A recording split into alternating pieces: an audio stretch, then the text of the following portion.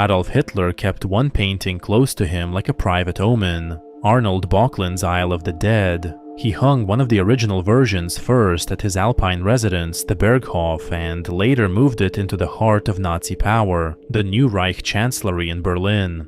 With its silent boat, dark cypresses, and island of tombs, the painting seems to pull the viewer towards death. Its solemn atmosphere has led art enthusiasts to wonder whether it fed Hitler's darkest obsessions with finality, destruction, and mass death during World War II. But the painting's gravity reached far beyond one man. For the next 100 years, the image haunted Lenin, Freude, and other artists who created their own versions.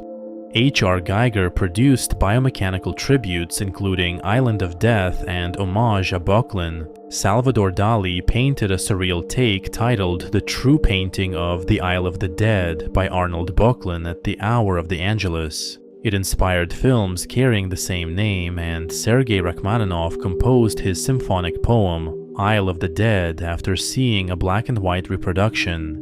But all of this began quietly, almost privately, with Böcklin painting what was not yet a global death icon.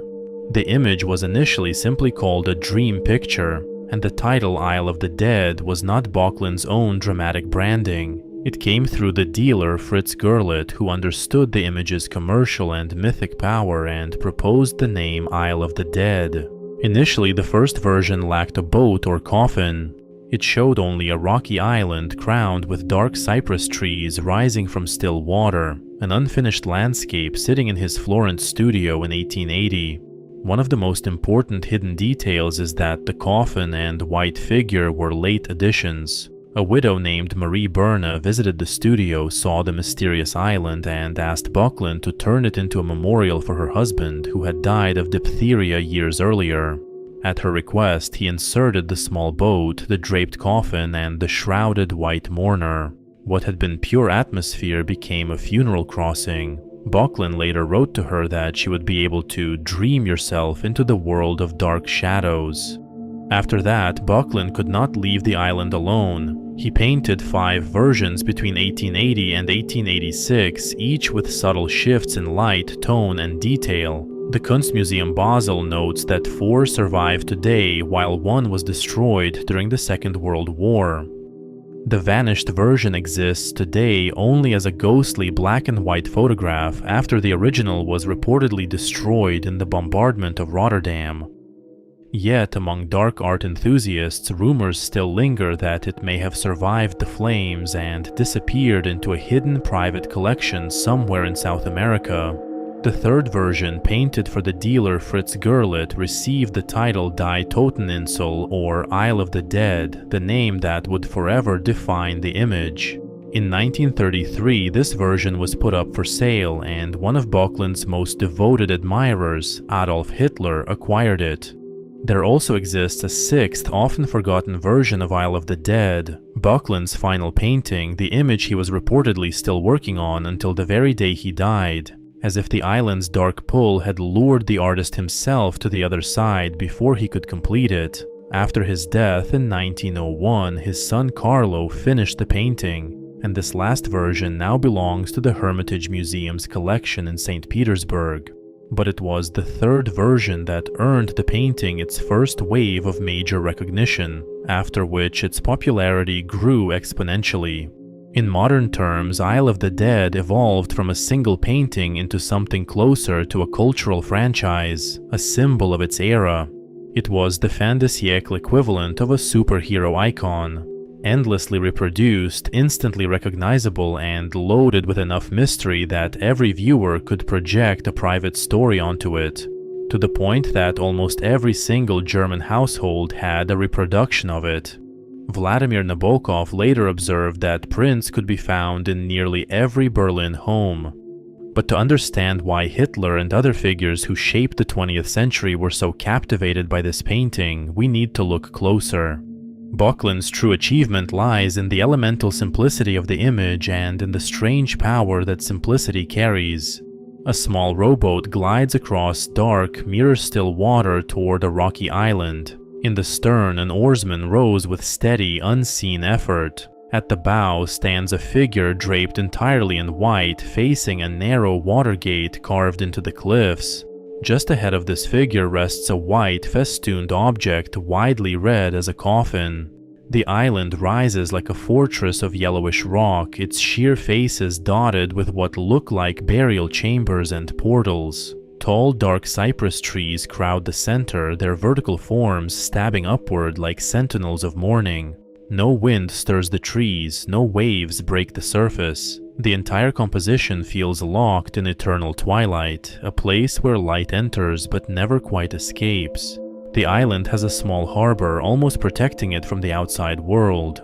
In contrast to the natural white rocky walls, the cypress trees absorb the light, giving the feeling of a doorway or portal. The cypresses carry ancient funerary weight, traditional emblems of mourning and eternity planted in cemeteries across Mediterranean lands.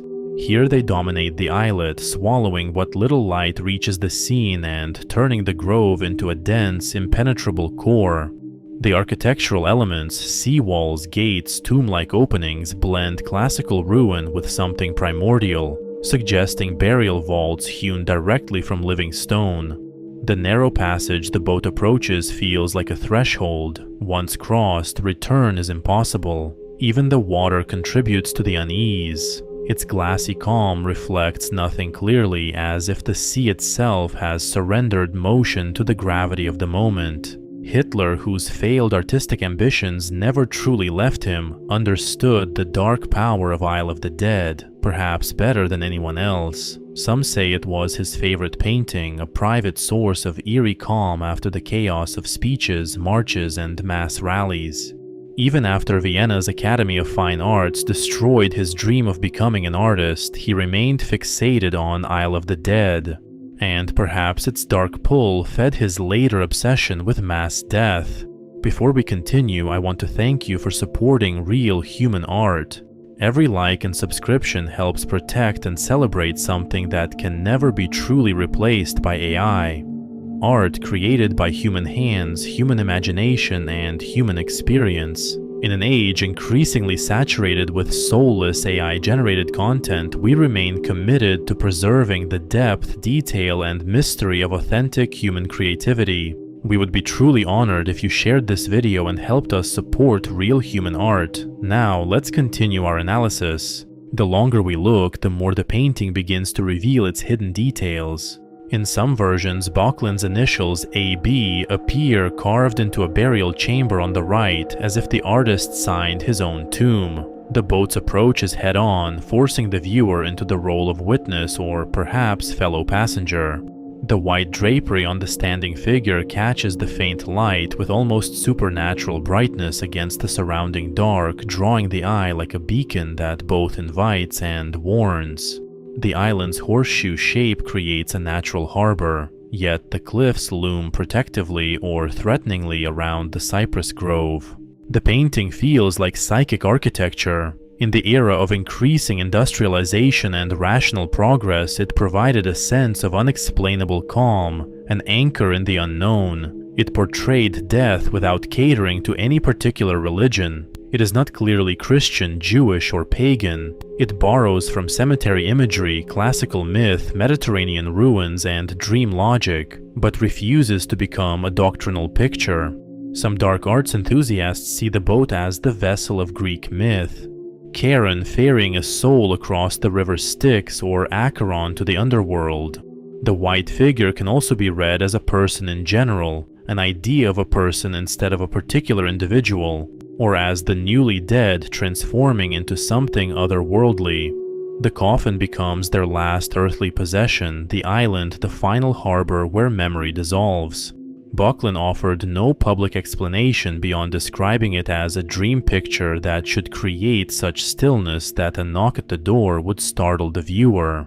Böcklin understood the force of the Death Island so well that he later painted its opposite, the Island of Life, in 1888. Where the original offers stark rock, solemn cypresses, and silence, the life version bursts with warm light, vibrant colors, flowering trees that would never grow together in nature, dancing figures, and swans gliding through sunlit water. Yet even here, lonely figures dressed in dark clothing stand apart, quietly watching, a reminder that endings linger at the edge of joy.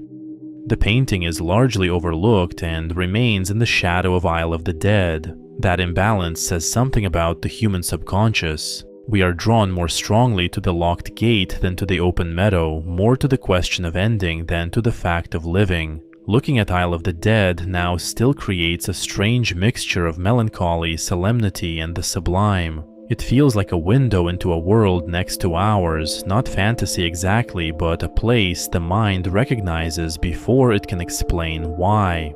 To stand before it today is to feel an immediate, wordless melancholy, solemn, sublime, and somehow beyond ordinary experience. It opens like a window onto an immaterial realm where the boundary between life and what follows thins to nothing.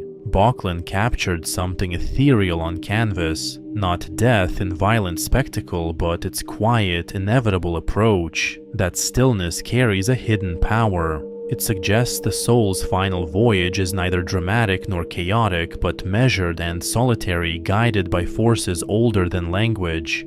This is also where the painting connects most strongly to Freud's theory of the unconscious.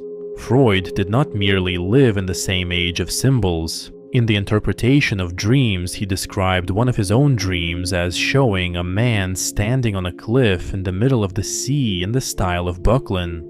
Freud also kept a reproduction of the painting in his office, and it influenced his work on the psyche and the fears buried within it. The painting almost feels like a window to an immaterial world, and no wonder its influence sent ripples across culture and time. It does not seem like an exaggeration that the painting made a huge impact on multiple generations. One could argue it possibly even changed the course of the century, with various prominent political figures and other prominent figures deeply influenced by it. Like Lenin, who kept a reproduction above his bed. With Lenin, the image takes on an almost prophetic darkness, a revolutionary who would reshape the 20th century dreaming beneath Böcklin's island of tombs, as though the painting's quiet voyage toward death may have mirrored the brutal logic of revolution itself, the destruction of one world in the name of another, and the purges that would come after. With admirers as powerful as Lenin and Hitler, it is almost as if death itself crawled into the world through the painting, slipping from dream image into reality, touching the subconscious of leaders who would shape an age of unprecedented scale in both creation and destruction. Böcklin's island still exerts its quiet gravity today. In an age of constant noise and fleeting images, it offers the same solemn invitation, a slow crossing toward whatever lies on the other shore. The cypresses stand unmoving, the water barely ripples, and the boat keeps coming, carrying its silent cargo into the dark. Thank you for watching. Every time I look at Isle of the Dead, it almost hypnotizes me. The power of this painting is another reminder that AI will never replace the human mind or human creativity, because it takes a soul to capture something as immaterial, sublime, and haunting as Böcklin's ghostly Island of the Dead. That is why we remain committed to our mission of preserving the value, depth, and originality of art created by real humans and human imagination. Your support helps sustain and promote authentic human creativity in an era increasingly shaped by soulless AI-generated content. And as always, we look forward to seeing you in the next video.